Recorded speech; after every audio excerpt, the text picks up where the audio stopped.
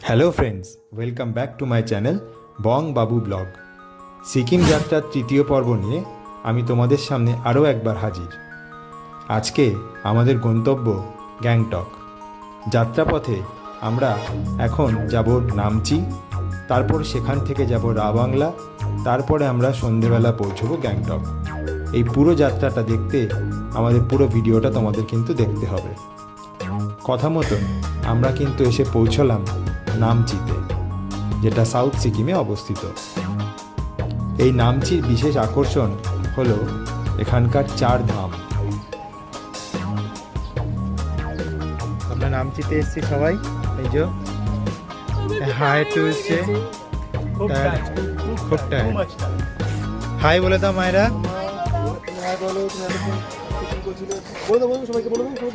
আমার বৌদি যে এতক্ষণ ঘুমিয়েছিল, রাজেশ, আমি। তো আমরা এখন এসেছি নামচিতে।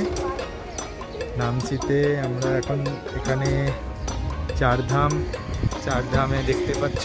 4 ধাম বলতে আমরা বুঝি কেদারনাথ, বদ্রীনাথ, গঙ্গোত্রী এবং যমুনোত্রী। এই 4টে দর্শনীয় স্থানকে একত্রে সিকিমের এই নামচিতেই আমরা কিন্তু একসাথে দেখতে পারবো, যারা আমরা এই জায়গাগুলোতে ভিজিট করি। তো চলো দেখে নেওয়া যাক 4 ধাম নামচিতে। বললাম আমি, তোমরা নিশ্চয়ই আমার প্রত্যেকটা কন্টেন্ট দেখছো। তোমাদেরকে অসংখ্য ধন্যবাদ আমাকে সাপোর্ট করার জন্য। এইভাবে তোমরা সবাই পাশে থেকো। আমি এইভাবেই নতুন নতুন জায়গায় যাব এবং সেটাকে এক্সপ্লোর করে তোমাদেরকে দেখাবো।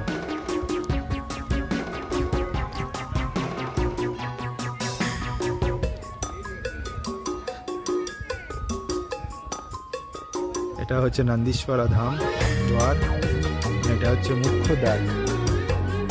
এইখান থেকে আমরা প্রবেশ করছি 4 ধাম।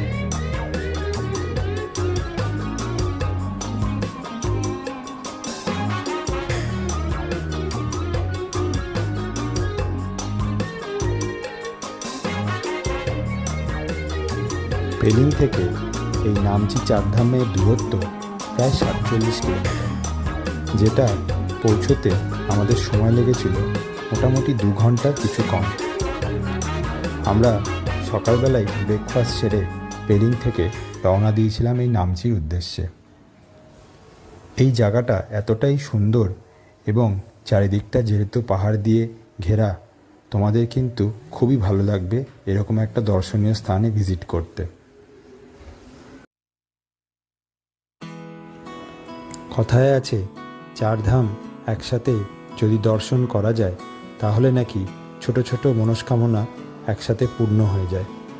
তোমরা কারা কারা 4 ধাম দর্শন করেছো অরিজিনালি, তারা অতি অবশ্যই আমাকে কিন্তু কমেন্ট বক্সে জানিও।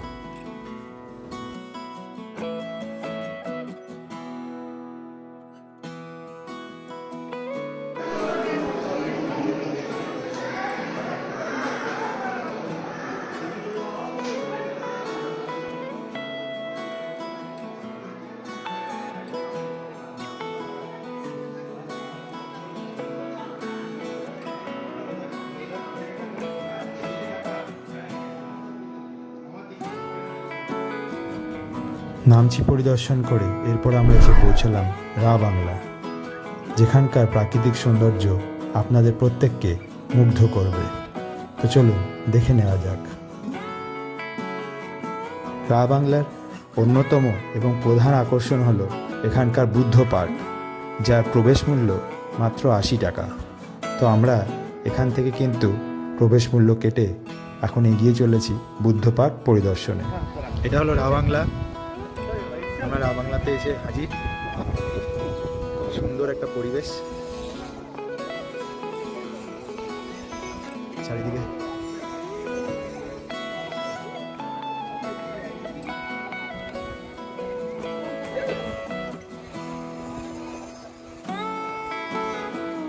আর এখানে এদের ফটোশ্যুট চলছে। সবাই একটু হাই বলে দাও। মায়েরা, বৌদি ফটোশ্যুট করছে। আমরা সবাই একটু ক্যামেরায় চলে এসো। বৌদি ক্যামেরায় চলে আসো। বৌদি ক্যামেরায় চলে এসো। সবাই সব চলে এসে কাছাকাছি এসে এটাই ছবি তুলে নেবো।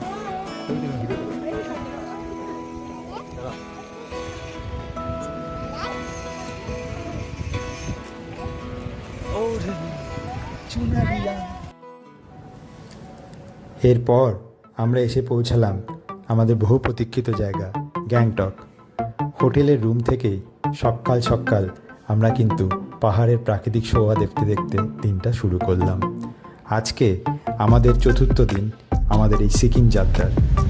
আর এই চতুর্থ দিনে আমাদের গন্তব্য হলো নাথুলা পাস, বাবা মন্দির এবং ছাঙ্গু লেক।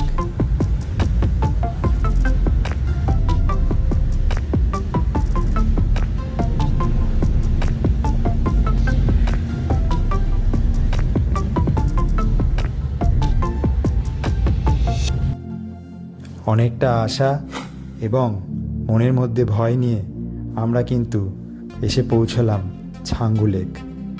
এবং চারিদিকের প্রাকৃতিক শোভা দেখে আপনারা বুঝতেই পাচ্ছেন যে এখানকার পরিবেশ পরিস্থিতি এখন ঠিক কেমন। যে আশা নিয়ে আমরা এসেছি বরফ দেখব বলে, একটু বরফে হাতছানি দেব বলে, তার থেকে অনেক বেশি কিছুই কিন্তু আমরা পেতে চলেছি, যা কিন্তু প্রকৃতি আমাদেরকে আগে থেকেই জানান দিচ্ছিল।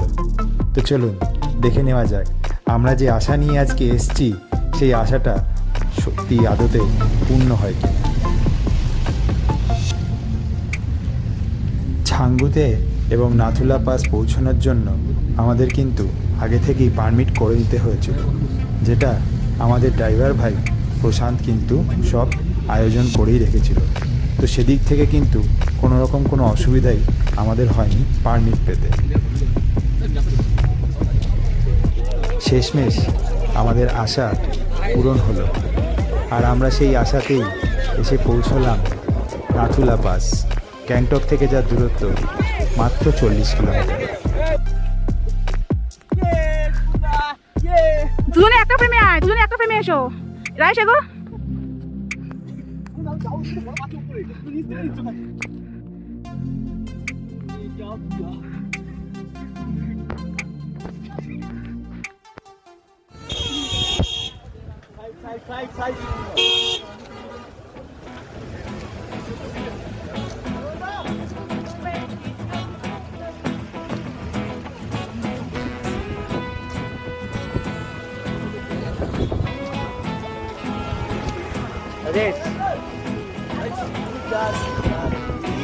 कहाँ शुरू कहाँ खत्म।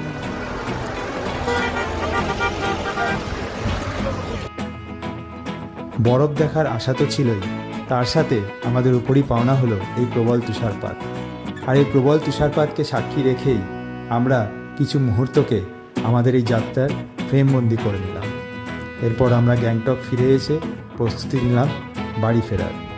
তিস্তাকে সাক্ষী রেখে আমরা কিন্তু এগিয়ে গেলাম আমাদের গন্তব্য, আমাদের বাড়ির পথে। দেখা হবে পরের একটা নতুন ব্লগে। তার আগে মায়ের কিছু বলতে চাই। কি বলবে তুমি? ভিডিওটা চালাও না, ভিডিওটা দেখো না, বলো গাইজ আমাদের ভিডিওটা দেখো, স্কিপ করো না, বলো স্কিপ করো না, জোরে বলো, শুনতে পাচ্ছে না তো। আর আমাদেরটা সাবস্ক্রাইব করে দিও। আচ্ছা ঠিক আছে, করে দেবে, সাবস্ক্রাইব করে দিও। হ্যাঁ মায়েরা বলেছে।